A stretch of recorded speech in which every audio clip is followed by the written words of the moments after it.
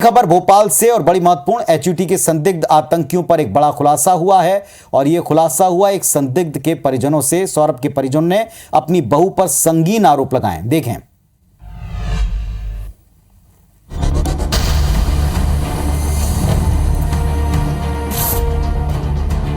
ये हैं एचयूटी के संदिग्ध आतंकी और धर्मांतरण कर सौरभ से सलीम बने सौरभ राजवैद के पिता, जो अपने बेटे की मौजूदा स्थिति के लिए बहू सुरभि उर्फ राहिला को जिम्मेदार बताते हैं। परिजनों का कहना है कि सौरभ ने पत्नी सुरभि बच्चों समेत इस्लाम धर्म को अपना लिया, जिसके लिए सौरभ की पत्नी सुरभि जिम्मेदार है। सुरभि को लेकर परिजनों ने और कई खुलासे किए। जिस बहू को बेटी की तरह हमने रखा है, जरा भी अंतर नहीं किया है, परंतु इसने समय पर हमें साथ नहीं दिया। समय पर ये सपोर्ट करती तो सौरभ आज वहां नहीं होता। सुरभि चतुर अधिक थी सौरभ से।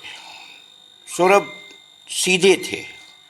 कई बार ऐसा लगता था कि सुरभि उन पर निगरानी रखती है। सौरभ और सलीम के परिजनों के हाथ सुरभि की एक डायरी लगी है, जिसमें बदला लेने जैसी बातें हैं। सौरभ के परिजन बताते हैं कि उसकी पत्नी अक्सर सौरभ पर वायदा पूरा करने का दबाव बनाती रही। सौरभ की मां का कहना है कि धर्मांतरण से पहले सुरभि ताबीज लाया करती थी। मां का आरोप है कि सुरभि जानबूझकर सौरभ को भोपाल से हैदराबाद ले गई। कहने लगी वो तुम्हारे बेटे ने मुझे धोखा दिया। मैंने कहा किस बात का? कहने लगे उन्होंने वादा किया था, वादा नहीं निभाया। प्लानिंग के तहत तो हुई है, ये तो सच है, क्योंकि नेटवर्क भी इसका चल रहा था। जब तक भोपाल में रहा कुछ भी नहीं, इन्होंने कुछ षड्यंत्र रच के उसको हैदराबाद भेजा। सौरभ और सलीम के परिजनों के आरोप बेहद गंभीर हैं। क्या वाकई शादी से पहले सुरभि ने सौरभ से धर्मांतरण को लेकर कोई वायदा लिया, जिसे पूरा करने को लेकर बाद में दबाव बनाया गया और फिर यही दबाव से देश विरोधी गतिविधियों में शामिल होने को लेकर भी बना? निश्चित तौर पर एनआईए और एटीएस इन पॉइंट्स पर भी अपनी छानबीन को आगे बढ़ाएगी।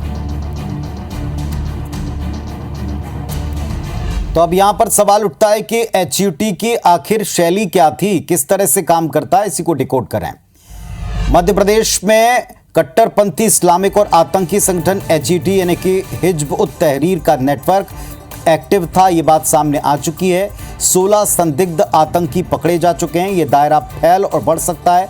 एचयूटी का नेटवर्क जिस पैटर्न पर काम करता है, उसमें पहले धर्मांतरण, फिर बेटी से शादी करवाना और फिर उसे धर्मांतरित करके दबाव बनाकर आतंक के नेटवर्क में धकेलना, इसका खुलासा अब तक हुआ है।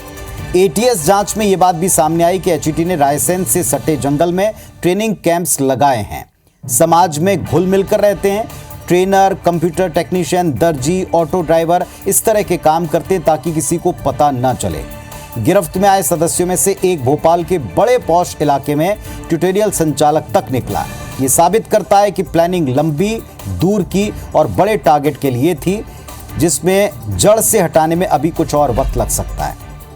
चलिए, ये वक्त जल्दी से जल्दी पूरा हो और ये पूरा नेटवर्क खुलकर नेस्तनाबूद हो, ऐसी उम्मीद प्रदेश और देश करता है।